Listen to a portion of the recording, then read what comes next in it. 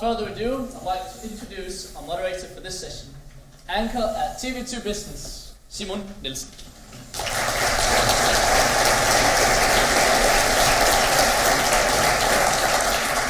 Thank you very much. And before I give the word to Peder Holk Nielsen, let me just say that I am very excited about meeting Peder Holk, because being as a news anchor in a superficial news world, I know Novozymes as just another large cap C20 member on the Danish stock markets. And today we're not going to talk about the stock markets and expectations and the latest Q3 results, because I realized that you can rest assured, don't worry. I realized what a great company Novozymes is. The total market of industrial enzymes is 25 billion worldwide. Novozymes has half that market. Also, Peder Holk is actually among some of the global game changers. I mean, he's up there with people like Elon Musk. He's up there with Mark Zuckerberg from Facebook. If you don't trust me and my words, you should read Forbes magazine. They've actually gave him the award last year, 2015, Global Game Changer. Right, correct? On the top 30 list. Peder has spent his entire career in Novo Nordisk, and after the split up in Novozymes, you are educated, you have a PhD in chemical engineering, and I'm just excited about how exactly you're going to change the world with industrial enzymes. So, Peder, the floor is yours. Thanks very much.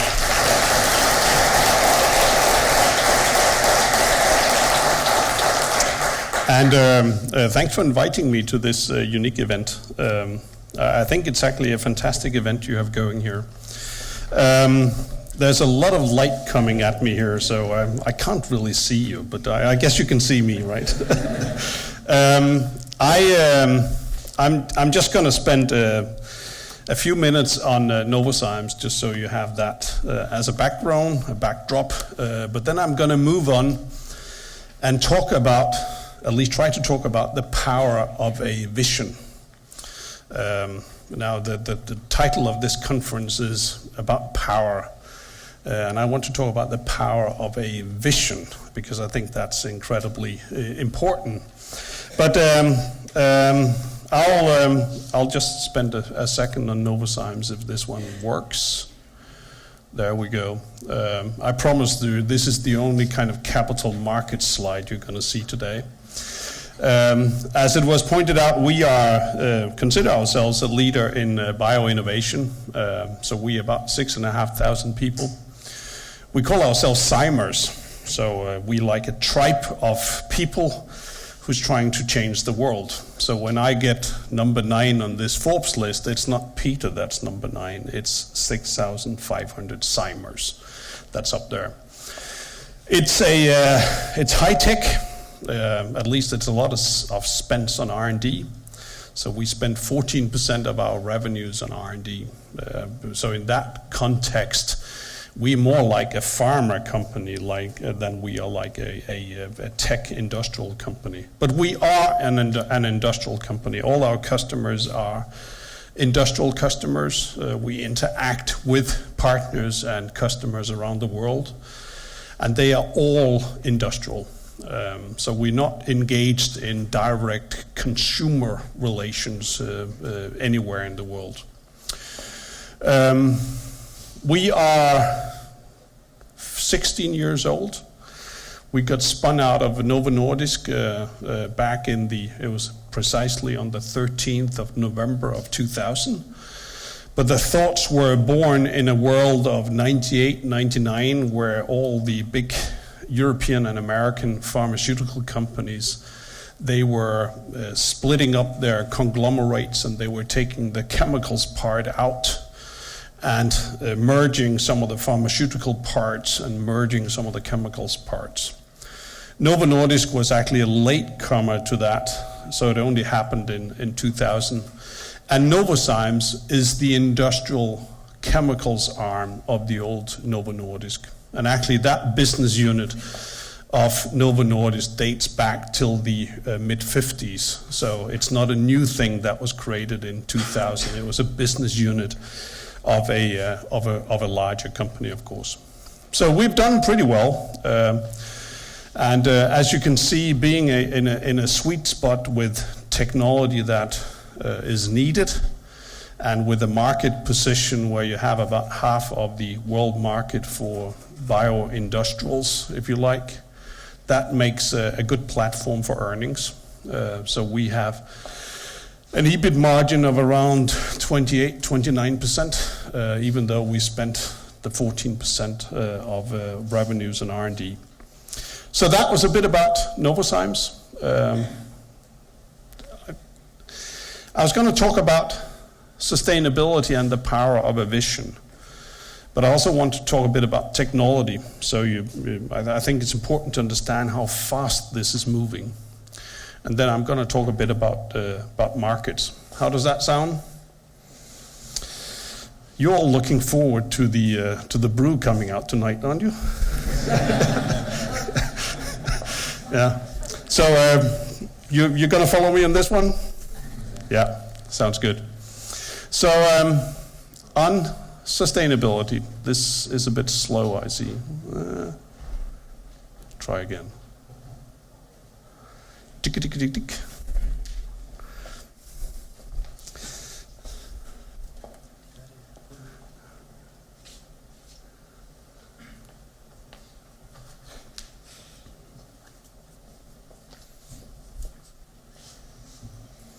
There we go. Now you got all the numbers in. Yeah, no. So there we go. So the animation actually doesn't work here, but never mind. You'll get all the numbers in one go. Is that okay? But I was going to talk about the 9 billion first, and I'm sure you know what I'm getting at. It's the population on the planet. So we'll be actually, I think the current estimate is 9.5 billion by 2050. Don't get too excited about the 500 million. It's actually, the uncertainty is actually not how many will be extra over the next 35 years. The uncertainty is really more how many people actually lives on the planet today. And most of that uncertainty is actually in India. So we'll be about 9.5 billion people. That's one of the absolutely sure things on this planet. I just turned 60. In 1956, there were 3.5 billion people on the planet. So over the next 35 years, we're going to add as much people, as many individuals, as many persons, people on this planet, as we were on the planet in 1956. It's quite a bit. If you don't get that number, then let's move on to the 70%. Those 9.5 billion people, with the increase in wealth in the emerging markets, they are going to consume about 70% more food than they did in 2015. So the food production on this planet has to increase with about 70% over the next 35 years. Now think about that.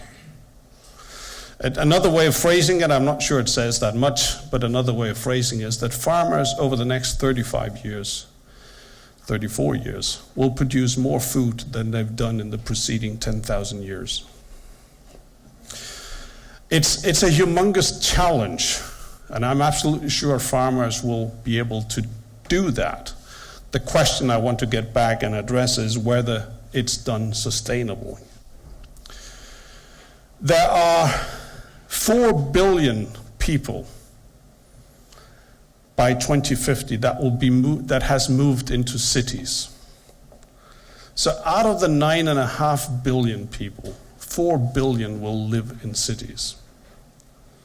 That's why when you think about solutions to these sustainability issues, you have to think about cities.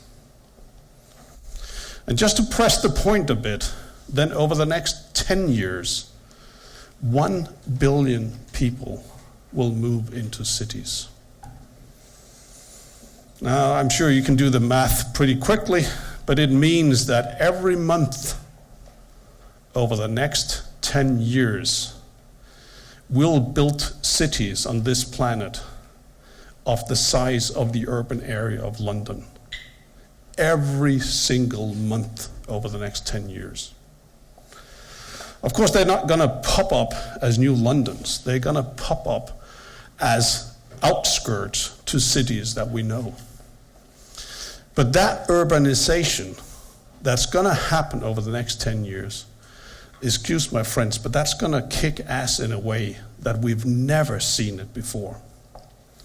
And that's why designing these cities and designing the expansion of cities in a sustainable way is so critically important for us reaching a more sustainable behavior by 2050. If you travel the streets of Westminster or the City of London, these streets have the same, were laid out by the Romans. So I think that suggests that when you built these cities, when you built cities for 1 billion people over the next 10 years, in all likelihood, you're stuck with it, buddy. It's going to sit there for the next hundreds and hundreds of years. You don't change it again. So to get the Chinese, the Indians, the Africans, to get models that can allow them to build cities that has a more, encourages more sustainable activity is critically important.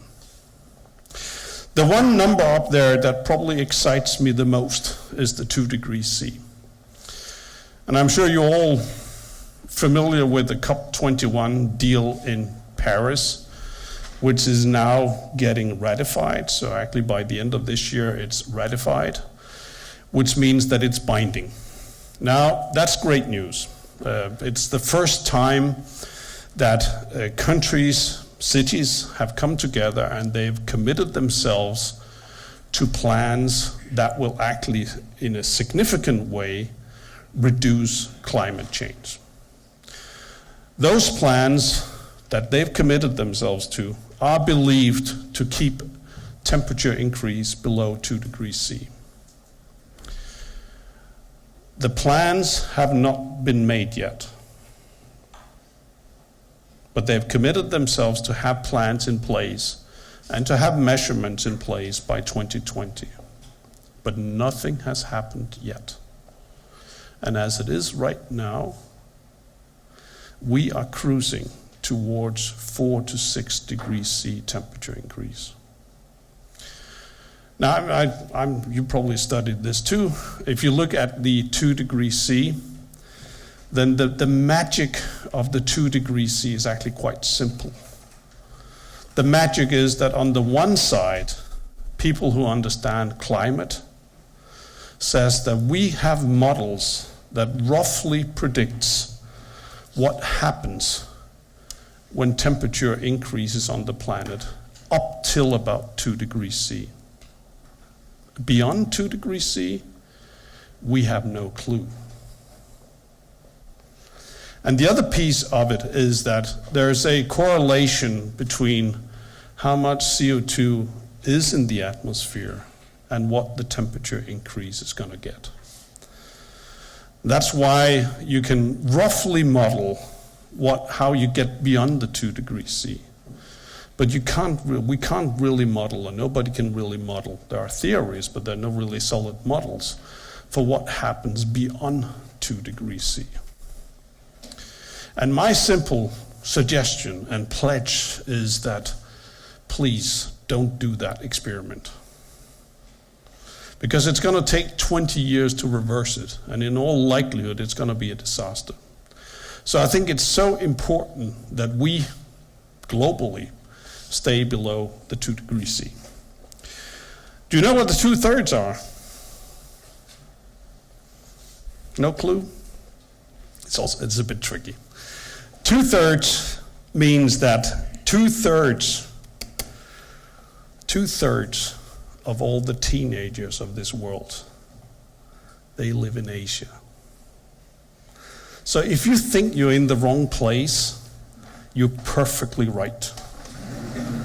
2/3 live in Asia. So when we design solutions for these sustainability issues, don't think about Europe and the US. We are a minor part of it. There's no such solutions as cutting down in Europe and the US and just keep the other 7 billion by 2015 in misery. That's not going to work. And I think that's where Paris actually was a nice and much needed progress on the climate agenda. But think about it, 2/3 of the world's teenagers live in Asia. Where's the future consumer? In Asia. I can't think of a customer we have that is not focused on Asia. It's all about the battle for the emerging markets, and Asia is a very significant part of it. So I know I'm not here to give job advice at all, but if you think about your future job, get job in a company or somehow in something that deals with something that goes on in Asia, because that's going to get hot. Now, this is just my way of talking about sustainability. I'll move up here. There we go. And of course, there are people who are a lot smarter at that than I am. And at least the United Nations, they've done a pretty significant piece of work over the last almost 10 years. And this is their view of sustainability. They've put it into 17 sustainable development goals, which they believe, if we do it right, we can make by 2030. These were approved at the General Assembly of the United Nations in 2015. They're being put into action now. They essentially mean that if we do it right, then you are the generation that's going to put an end to extreme poverty in this world. You're going to put an end to hunger in this world. And you're going to deal with the climate issue in a way that we do not get over the 2 degrees C. That is both a humongous task, but also an incredible inspiration. And that's what I'm going to talk about. We, if I can get this one moving, there we go.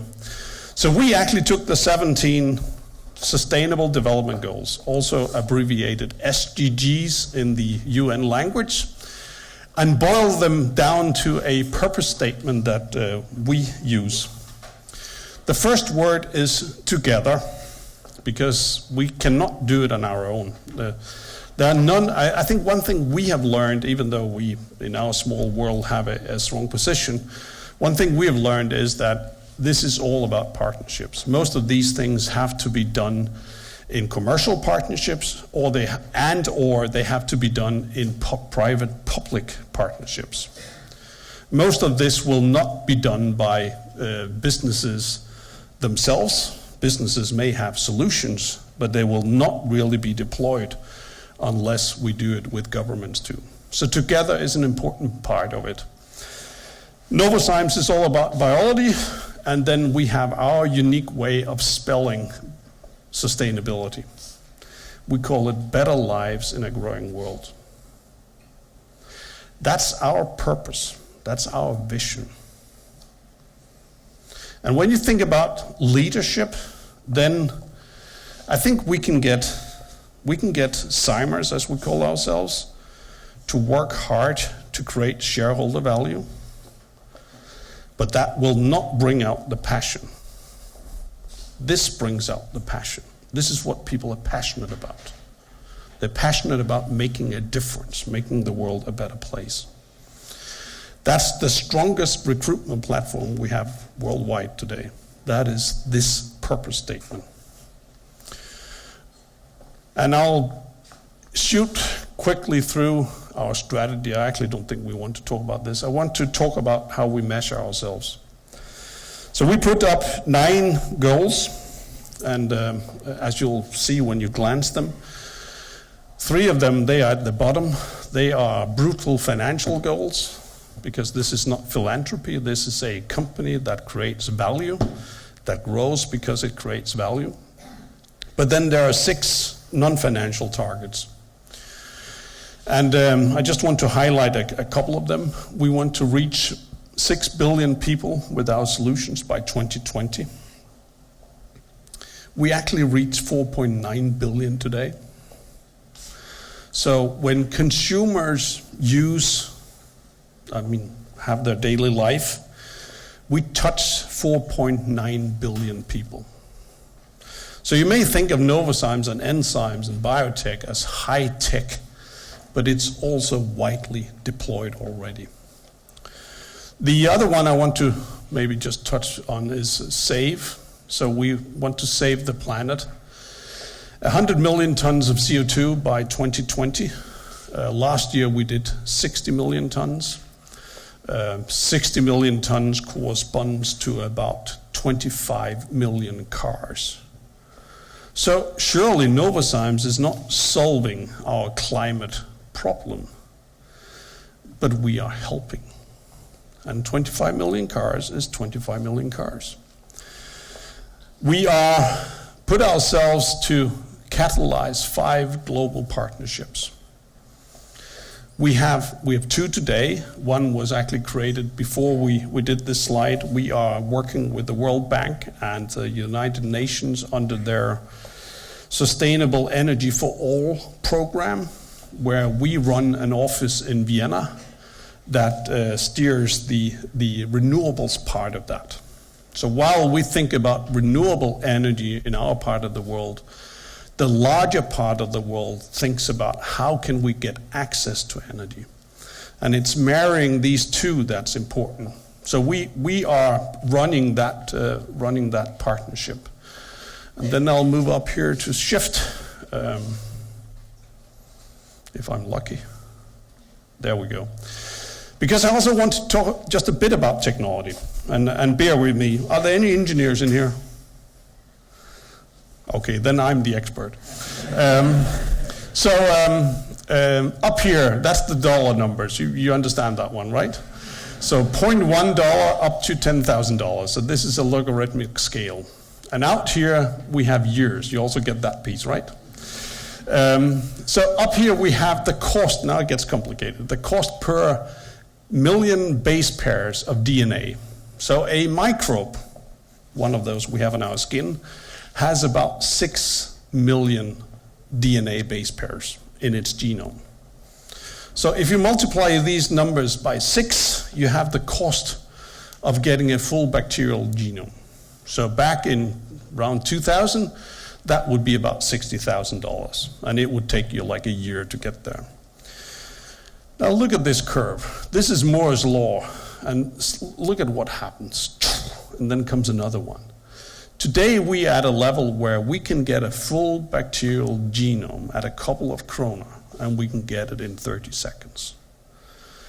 This is an explosion of information about how nature is actually working and how biology is smart. We learn so many things about what's happening in nature. And nature is inherently sustainable. It's smart about the way it uses resources. Nothing is wasted, and it's incredibly smart about the way it uses energy. So it's a good place to look for sustainable technologies.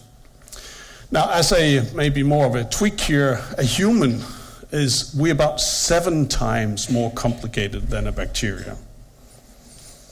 So we can actually, today, that's not a Novozymes business, but today you can actually get a full human genome for less than 10 krona, and you would be able to get it in a couple of hours. Now the question is whether you want to have it. That's a different story. But this is an explosion in genetic information. And just over the next years, we'll rewrite the textbooks about biology from the last 2 centuries. Because we're learning so much about what's happening, because we can now study the nature on a genetic level rather than looking at actions in nature.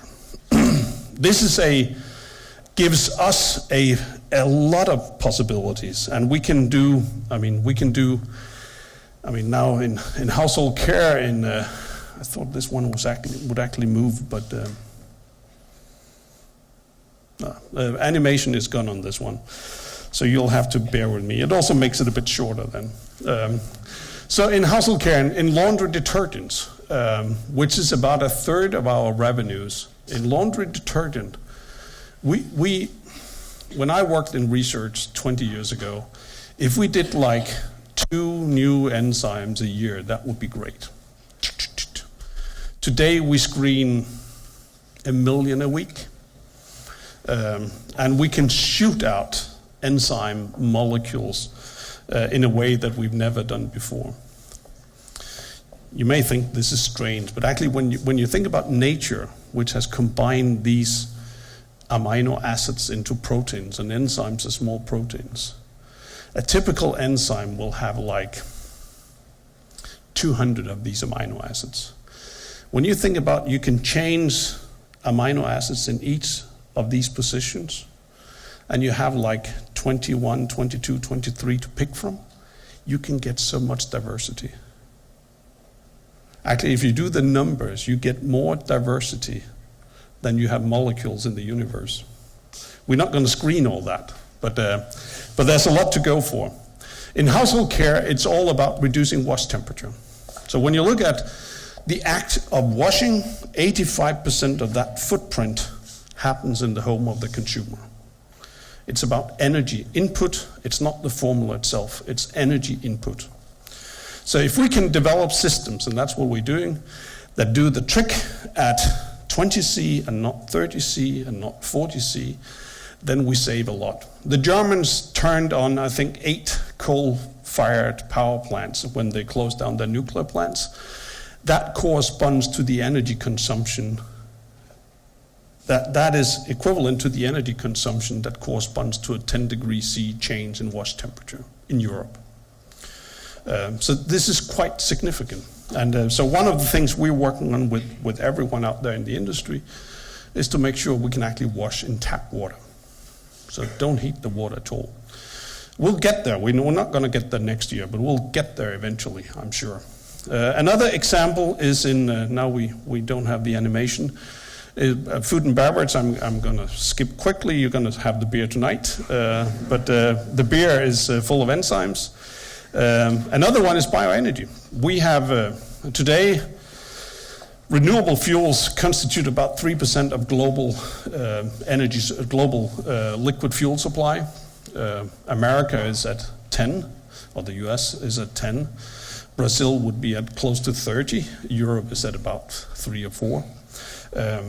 And we have a sizable business based on that. It goes a bit up and down, but it's about 17% of our total revenues. We have developed all the enzyme systems that are necessary to use waste and turn waste into bioethanol.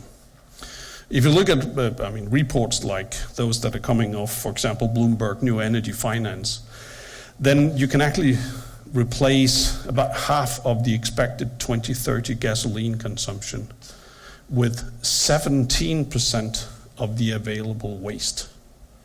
So not 70%, but 17%. So if we just collect all the waste that we leave rotting out there on the fields or on the floor of the forest, if we collect 17% of that, we can replace half of our entire liquid fuel consumption. The technology that's required is roughly there. But it's not being deployed, but it's roughly there. The last one I think I'm going to talk about, I'm going to skip this one, I have talked to this point. The last one I'm going to talk about is aquaculture, where we now work with Monsanto to bring out microbes that goes into the soil together with the seed, so it's coated on the soybean or coated on the corn, and then it gives higher yield. Nobody really understands what's going on here. You just see it happens. But with all that genetic data we can extract, I can assure you that we will eventually understand what's happening. And when we understand what's happening, we can start looking for the right microbes. Right now, we probably don't have the right microbes. But we do get an extra yield of 3-4%. We're going to bring out a so-called inoculant, as it's called, the microbe that goes on the seed, for corn this 2017 season in the US. It's getting out to the farmers right now.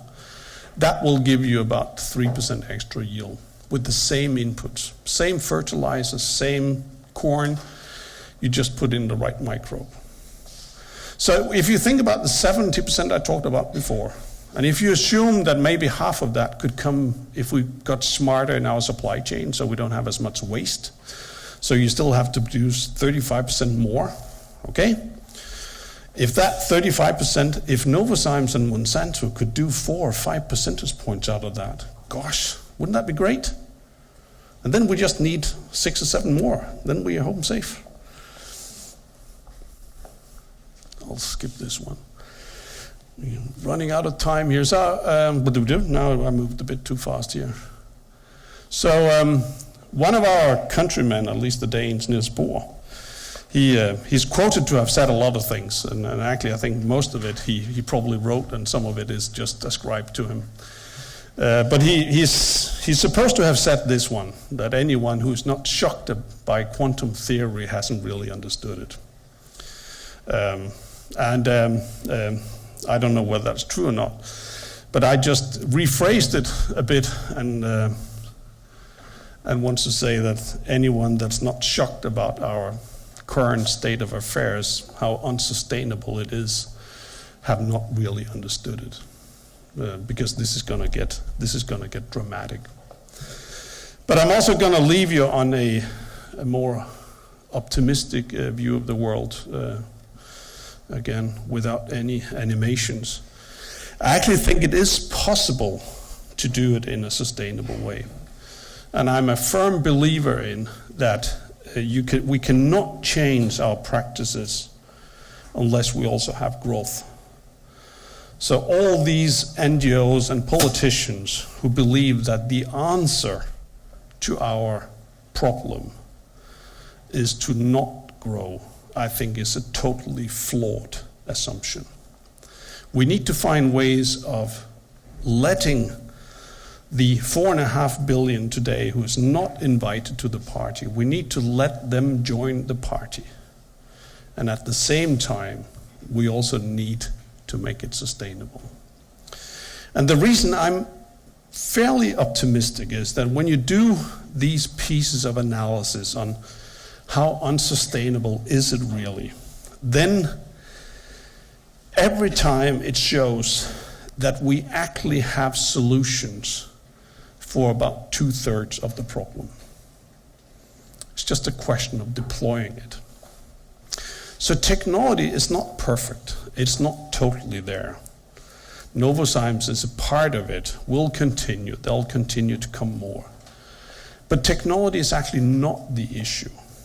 The issue is really more the will to deploy these technologies. And that's largely a political will. And then we're back to the importance of private-public partnerships. Al Gore gives a lot of speeches on sustainability and climate change. And I've heard it a few times, enough to understand roughly what he's going to say, because it's roughly the same every time. And he has a phrase, I know when it's coming. He has a phrase, and it says something along the lines that to solve these issues, it's going to require political will. And then he has a pause, and then he says, but luckily, political will is a renewable resource.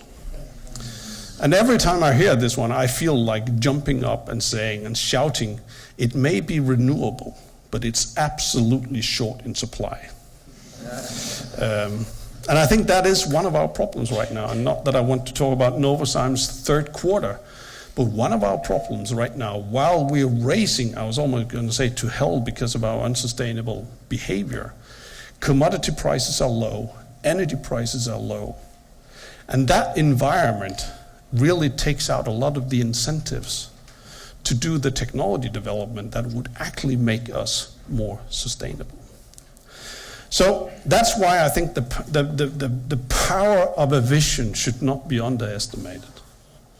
I mean, the power of a vision of a more sustainable world, the power of a vision in Novozymes of we together can actually create better lives in a growing world. That power is phenomenal. It's of course based on a belief that eventually the world will also need it. So it's also a good business. But I remain a firm believer in that particular part. I think companies who can contribute to solving these problems, they will stand to prosper, they will stand to grow, they will become larger, they'll become more powerful. And I also think companies who do the opposite, they will face tough times. Now you're all going to say nobody does the opposite. But I would argue, and we can take it in the break, that there's still an awful lot more money made from unsustainable behavior than there is from sustainable behavior. So we're back in the grind of how do we break out of this? How do we make sustainable behavior a more attractive thing for all of us? So the power of a vision is strong. And when you go out there and think about how you want to practice power, I think it's created. You get power through a vision that people buys into. That is the source of power. With that, I'm going to close. Thanks.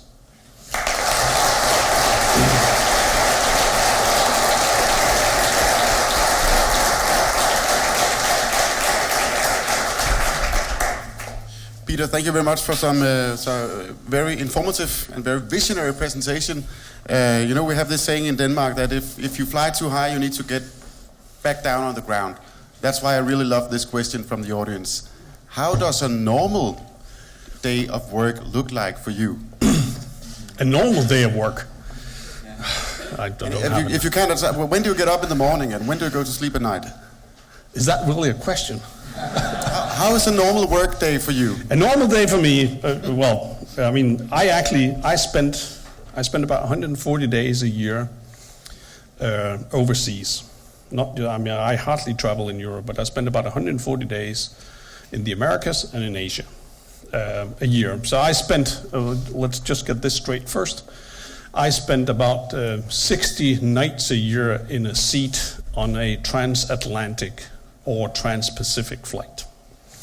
So, and then I have a bit of vacation. So an ordinary day, you're down to like the 200 days of the year. And then if you strip out weekends, you're down to 150. I get up at 5:45. I'm a, what do you call that in English? I Viking, vinterbader, swim in cold water. So I start the morning diving into the really cold water. And that makes you feel alive. In other words, you're at the airport. I'm not at the airport, no. That makes you feel alive. And then I have the pleasure of working with, I think, some incredibly good people. Yeah, there's a question about that also. Okay. I will put this question into some themes. So this is about your career and you run the themes. And human resources in Novozymes and your management style. There's also a question. I don't know how you pulled this off, but a very popular question here is: as an economist student, how can I make a career in Novozymes? Well, you can start applying.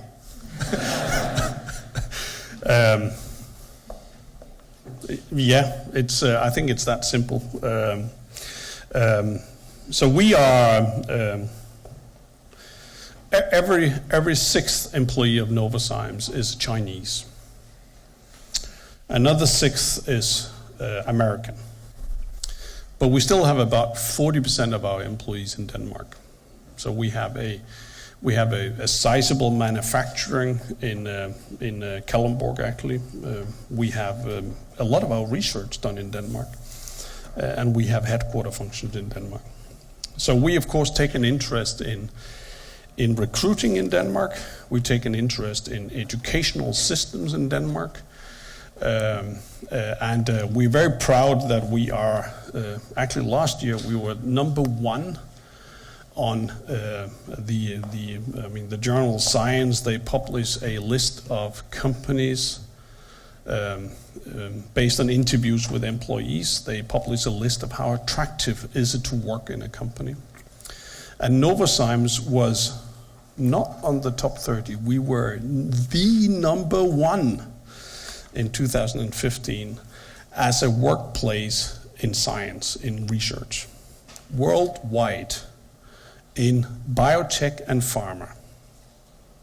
That's a very strong position to be in. It means that people will come in from all over the world to work for Novozymes, also in Denmark. We usually don't rate as high when it comes to the commercial side of things, because most of our commercial activities are really outside Denmark. And outside Denmark, we are smaller fish in the pond. We're trying, of course, working to become better, but we are smaller fish in the pond. But we still have, of course, a lot of business management, controller, finance functions, and we have them in Denmark. So I'd encourage you to apply. Actually, when you look at the executive team, most of us come from Jutland, so we are biased. Just apply. Also, in regards to your own career, you are CEO of a company with 6,500 people. You also spend a lot of time talking to investors. How do you find time to have a cutting edge with this knowledge you were just presenting on biotechnology and the big issues? In the old days in research, we had a saying that, and now don't take it literally, but everyone who is more than 500 kilometers away from home is an expert. So I'm not an expert in these things. I think we have experts in the company. I spend a lot of my time outside the company. And I've taken on, and we can always debate how successful it is, but I've taken on to turn Novozymes from maybe being a bit of a science research introverted animal to becoming more extroverted and becoming more a part of what happens out there. So I spent quite a bit of time with customers. I actually learn a lot from customers. We're happy to have, or proud to have, some of the largest companies in this world in our customer base. So we just got for the 7th out of 8 times, we got the award as the best business partner of the year by Procter & Gamble. It's a fairly significant company. We learn a lot from a company like Procter & Gamble. We learn from a company like Nestle. We learn from a company like Henkel in Germany, just to pick a few ones. I learn from investors. Spend time with investors. I think investors often have a view that goes more across businesses, and of course we live in this small pocket of a niche. So it's always nice to hear what goes on in other industries, and should we take advantage of that, or are we immune to what's happening there? So I try to spend time out there. Great, thanks. Let's go to the next theme that I've chosen. It's the policy framework of Novozymes and the business you're in. And let's kick off by next Wednesday, we will know who the leader of the free world for the next 4 years will be. So who do you root for, Clinton or Trump? You know what? I'm going to ridicule this for just a few seconds, and then I'll give you an answer. I think I remember when Nixon got elected. I'm sure the Europeans by then would have voted for the Democratic candidate. I clearly remember when Reagan got elected, and we thought that was the end of the free world. I also remember, probably not as much George Bush the first, but George Bush the second, we clearly remember. We didn't vote for him either. And now it's Donald Trump. And of course, Europeans would never, ever elect a Republican president in the first place. We would always elect a Democratic president.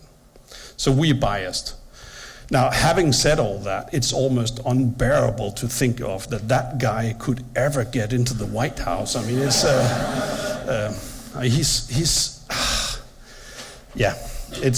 it's incredible he's getting to where he is right now. And it's really incredible. And today the OMX is down 2% because his wife spoke last night in Philadelphia. But when you talk about Trump like that, are you concerned about the policy framework that he will put forward as a president, or are you concerned about everything else? I mean, when his wife speaks, the OMX moves 2%. So the world is concerned. Everyone is concerned. I think there are, of course, many levels of concern.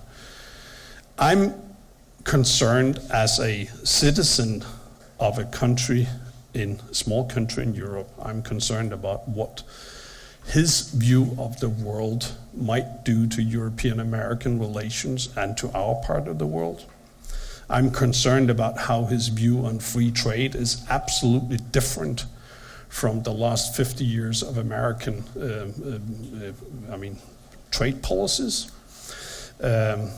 I'm specifically concerned on the very short term about what he can do to tariffs, and that actually might have some fairly short-term dramatic impacts on a number of our customers. Next question. I see comfort in the fact that even though he's scary, I mean, Hillary still have a comfortable margin. Right. We'll see next Wednesday. Yeah.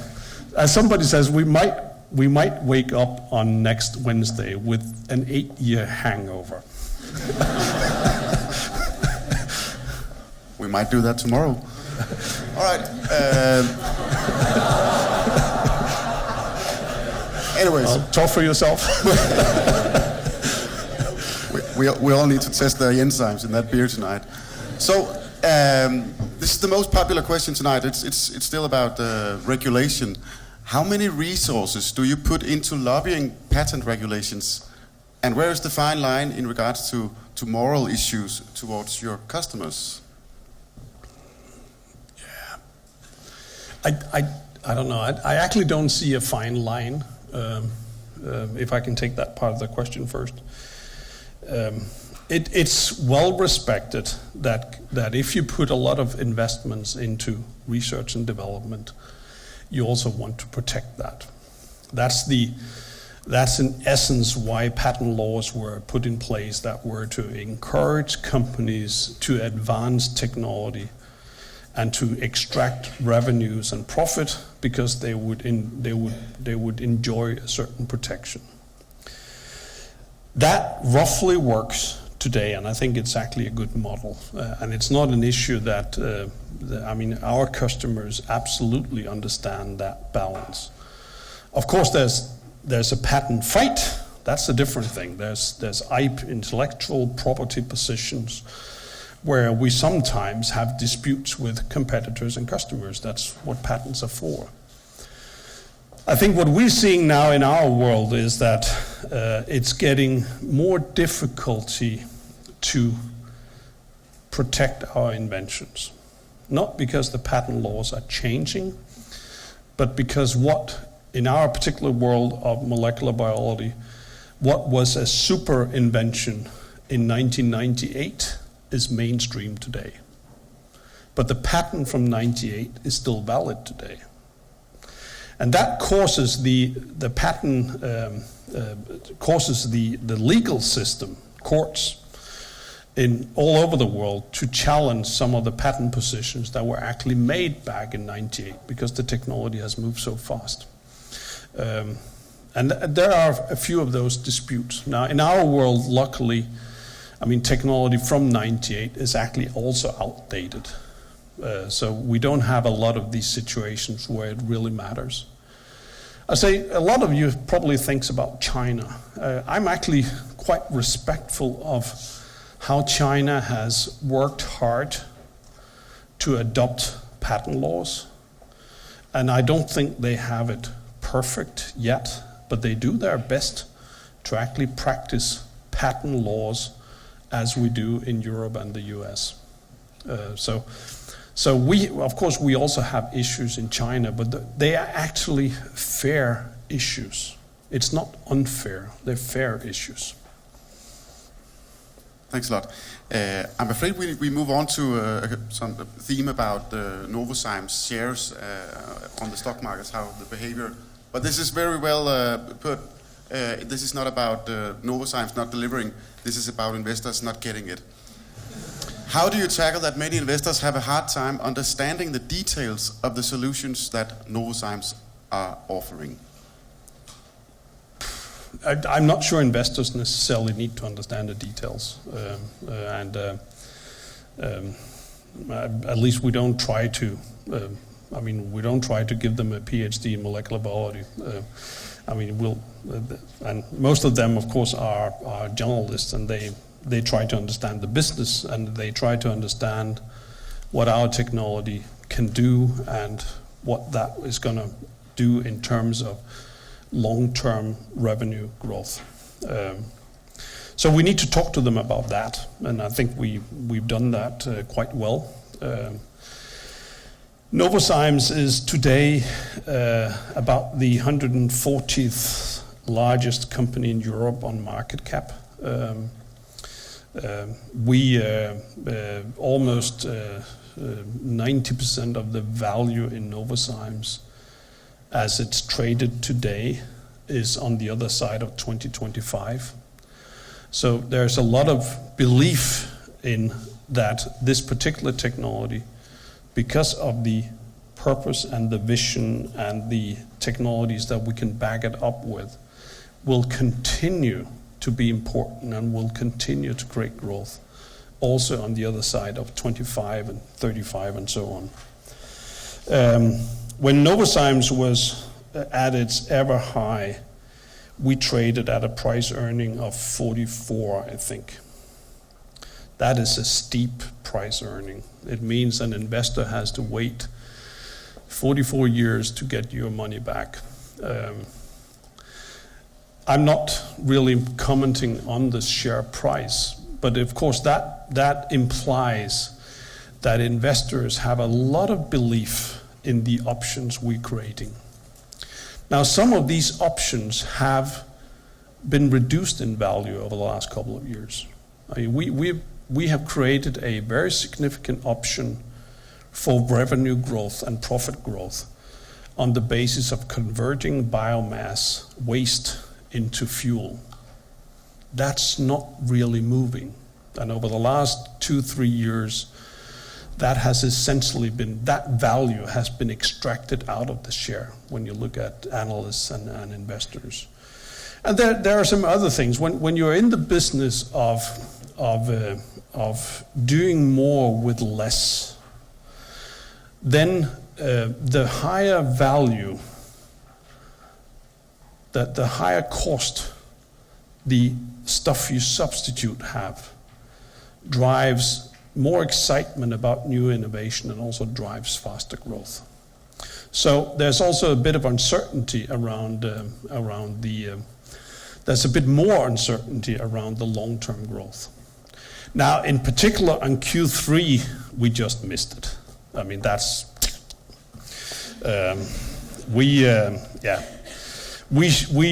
we should have seen what was coming. We didn't. I think if I want to be brutally honest about it, we probably could have seen some of it. So of course it's not nice to go out on the 9th of August and tell one story, and then come out on 24th of October and tell even though it's only a slightly different story about 2016, it is a different story. So just before I scare off all the investors in here, we are making our bottom line. We are keeping all our promises as regards profit, but we're only going to grow 2% this year organically. But when you say that the value of the biofuel business has been extracted out of Novozymes... No, I didn't say. I said the biomass to fuel conversion. But that... Yeah. Do you think there is a reason, do you think there's a risk in the future that all this, you said, not biofuel. I'm talking about electric cars, that we now have moved into an era of cheap oil, and we may be skipping all the biofuel era and go directly No, I don't to think so. driving Teslas. I mean, no, biofuels is not our entire business. Today it's about 16% of our business, and I think it's at an ever low right now because of the very stressed situation in the U.S. I've given up on oil price, to be honest about it. I usually have the pleasure to go to the World Economic Forum in Davos. And I remember I have to do the math, I remember in 2014, Goldman Sachs gave a speech where they said that oil is going to be 250 before you know of it. In 2015, this is January, they gave a speech that oil is, at that point in time, oil had come down from 110 to about 60, I think, and they were telling, well, you know what, 60 is just a bleep. It's going to go back up fairly quickly. This year, 2016, January, they gave a speech that oil could be 25 forever. All right. We base our guidance and our planning on what it is today. Now, on a longer term, I put to you, and the economists in here can think about it, that at some point in time, when energy efficiency succeeds and renewables succeeds, oil will have its death struggle. And that death struggle in a business where there's so much invested in finding the next barrel of oil is going to produce itself, going to manifest itself as very low oil prices. So at a point in time, the death struggle of the fossil fuel industry is going to produce incredibly low prices. Now, I don't dare to make the point that that's what's happening right now. I actually don't know, but I know that it will happen at some point in time, and that's why you need politicians on this one. You need politicians to understand that the low energy prices is not just a benefit to their economies. It also destroys it. And they're not on that page yet. So that's why I spent my lobbying hours. Do you see there's a contradiction between shareholder value and sustainability? Absolutely not. Can you elaborate a bit? I think now shareholders are many types of shareholders, but most, at least most of our shareholders, are fairly long term. And they look at sustainability as a guarantee of a company doing the right things. They look at it both as a way of ensuring that there will be future growth opportunities, but also as a way of mitigating risk. So I know of a few shareholders we have in our portfolio who hold the share because they think it deserves a premium because of our public sustainability profile. But that is a very small part of it. Most of our shareholders love the share, and of course they love management, but they love the share because they see our sustainable offerings and our sustainability profile as a growth opportunity and a risk mitigation. Last question. Let's get up in the air again. What's the next big solution or product coming from Novozymes when you look ahead? What's in the pipeline? Maybe not next year, but say 5 years, 10 years. I think we're just scratching the surface on agriculture, and there's so much more to go for. And this combination, we did this alliance with Monsanto. Because when you think about farming today, then in the U.S. it's almost the same in Denmark now. In the U.S. they will farm their quarter sections. I mean they farm. A typical farmer in the U.S. will farm 10-15,000 hectares, and they will have fields of maybe 100 hectares or 50 hectares. They run the same fertilizer, the same seed on that entire field. Now, in the future, they're also going to dose the same microbe on the seed so that you get the right microbe in with the seed for that particular soil condition. Now, if you go and watch a field, just go and watch a field in Denmark, a field of 50 hectares, if you find one, is not homogeneous at all. It has many different types of soils. So what they are working towards is what they call precision farming, which fits extremely well with what we are offering. So actually now, if you go all the way into the future, then each corn plant is going to have its own IP address.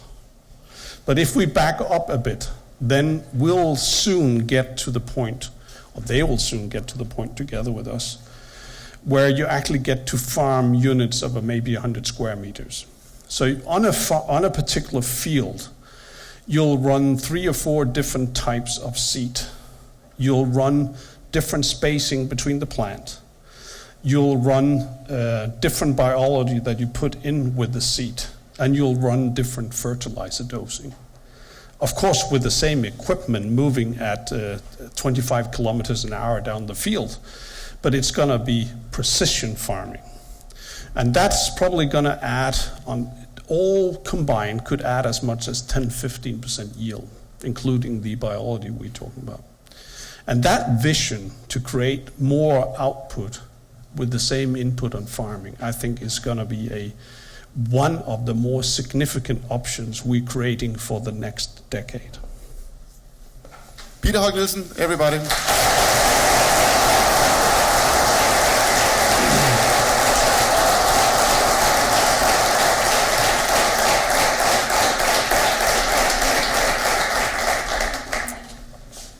Peder Holk Nielsen, thank you so much. On behalf of Aarhus Symposium, I would like to express our greatest gratitude for your being here today. Please accept this gift as a sign of how grateful we are to have you as a speaker at Aarhus Symposium 2016. Yeah.